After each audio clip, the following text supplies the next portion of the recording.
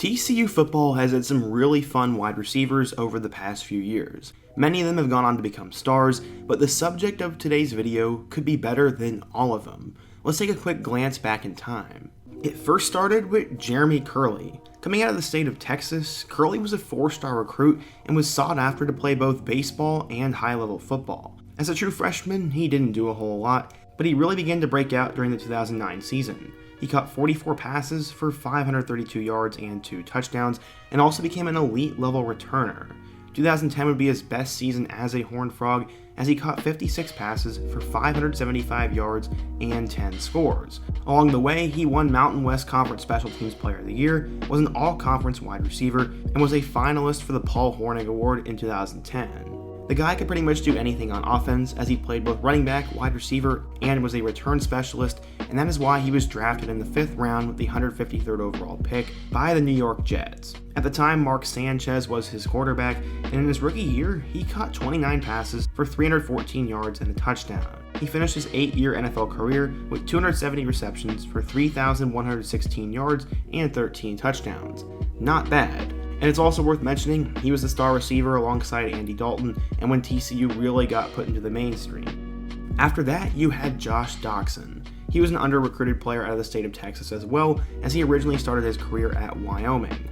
After a great freshman season, he decided he was going to transfer back home and go to TCU. He became one of the best wide receivers in college football, as Trevon Boykin was his quarterback, and he had his breakout season in 2014. He caught 65 passes for 1,018 yards and 11 touchdowns. 2015 would be the season that everyone remembers though. He ended up winning the Biletnikoff Award as he caught 79 passes for 1,327 yards and 14 touchdowns. Everyone forgets that TCU was really good that year, but Boykin went down with an injury and they ended up missing a chance at the playoff. They still were great though. He was seen as a first-round level talent, and that is exactly what would happen, as he went 22nd overall to the Washington Redskins. Unfortunately, he has not lived up to the hype, as he is no longer playing in the NFL, but did manage to play 4 seasons and was very memorable in college. That was receiver number 2. Receiver number 3 was KaVontae Turpin. He was the next man up and became a freshman All-American at TCU in 2015. He caught 8 touchdowns and also was a factor on special teams, so everyone was looking at him to be the next great athlete. The guy was an athletic freak and an All-American return man, and while his numbers at TCU were not as good as Doctson or Kerley, he still had the potential to be a high-end NFL draft pick. He was likely going to be a day 2 selection, but he ended up getting kicked off the team for off-the-field issues, and this still continues to haunt him. Because of that, he went undrafted, but that did not stop him from trying. Recently, he was so good in the USFL that he won the MVP of the entire league, and I think he'll likely get an invite to a training camp. If teams are willing to look past his past, then he could be a guy who also makes an impact in the NFL. The final guy I want to talk about before we talk about the subject of today's video is Jalen Reagor. He was a big-time recruit out of the state of Texas and flipped from Oklahoma to TCU. He provided an instant impact just like Turpin did, as he was a freshman All-American. 2018 would be his breakout season, as he caught 72 passes for 1,067 yards and 9 touchdowns, all of which were career highs for him. This made him a big-time 2020 NFL draft prospect, and despite having a somewhat disappointing 2019 campaign, he had so much upside that he was taken in the 1st round by the Philadelphia Eagles. This was the highest a TCU wide receiver had ever gone, so expectations were really high for him. So far in his 2-year career, he has not only lived up to the hype, and has definitely been labeled as a bust. Many people think he needs to leave Philadelphia, and I agree with that statement, but it also doesn't take away from how good Reagor was in college. So we talked about 4 big-time receivers from TCU, but the 5th guy is on the roster, and if he can have one more big-time season, he could be better than all 4 of these guys. His name, Quentin Johnston. In today's video, we're going to talk about who Johnston is, what he's done so far at TCU, and why he could be the best receiver in school history and have a bigger impact than any of these other players in the NFL. So without further ado, let's go ahead and get started. It was extremely difficult to find information about Johnston's early years, but he apparently grew up in a military family, which helped make him the person he is today. Like a lot of players I talk about, they obviously took a liking to all sports, but specifically, he loved football. The kid was fast, athletic, and hardworking, so he played wide receiver and quickly blew up on the national scene. He pretty much had all the traits you were looking for in a big-time recruit, and that is why early on, he was seen as a top 100 player. But he was very quiet, and many did not know where school stood in his recruitment. Many assumed he'd probably stay in the state of Texas. Despite having interest in multiple programs, one program in particular felt like home pretty early on.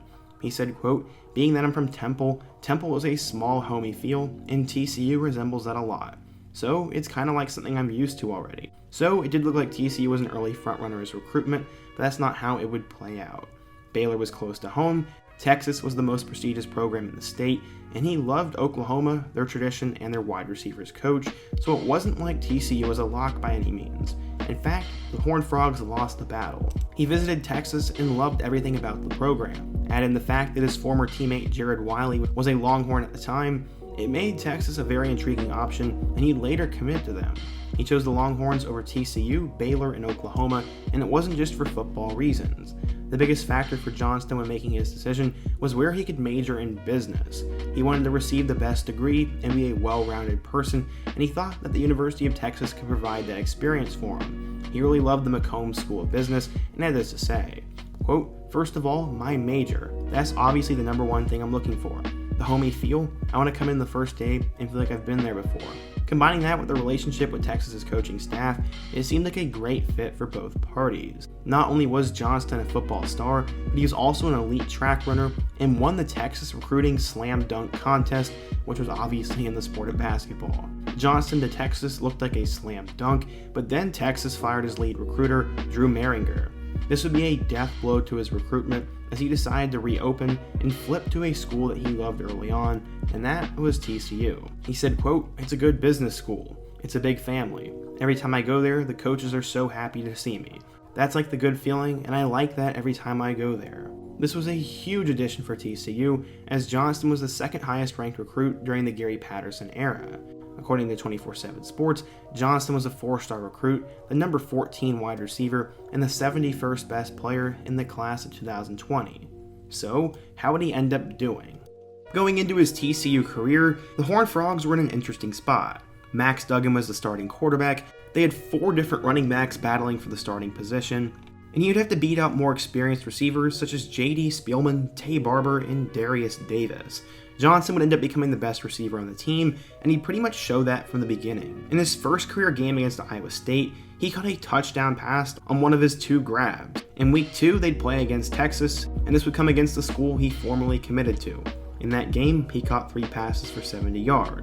Against Oklahoma, he caught 4 passes for 40 yards, and then against Baylor, he once again had another good performance. His next 2 games against West Virginia and Texas Tech would be really slow, before he would have an incredible end to the 2020 season.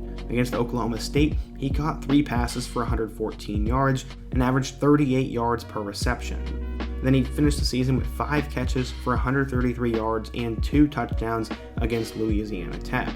As a freshman, Johnston would catch 22 passes for 487 yards and would finish with 3 total touchdowns. He made Big 12 history as he set the freshman record for yards per reception, and no one really talked about that. He was a freshman All-American because of this, and combining all that, expectations were going to be through the roof for him in 2021. His quarterback agreed. Max Duggan said, quote, "He's a super talented receiver as a freshman. He came in and didn't blink an eye. He jumped right in there and acted like he was a junior or a senior already." 2021 would be pretty similar for him, as Zach Evans would become the star running back, and Max Duggan and Chandler Morris were the 2 quarterbacks. In his first game against Duquesne, he caught 4 passes for 38 yards, and then in a 2-point victory over Cal, he had 5 catches for 95 yards and 2 touchdowns, and that set the tone for the remainder of the season. Flash forward to mid-October, and Johnston put his name on the NFL radar.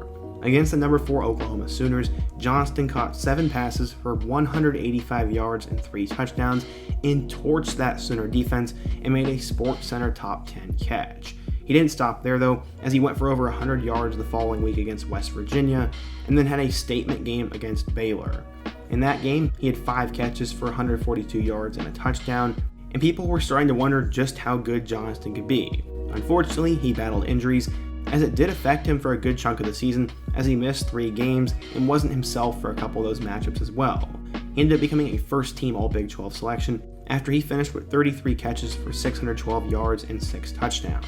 So far, he was on pace to be as good or better than players such as Doctson, Kerley, and Reagor, and now the hype is unreal for him in 2022.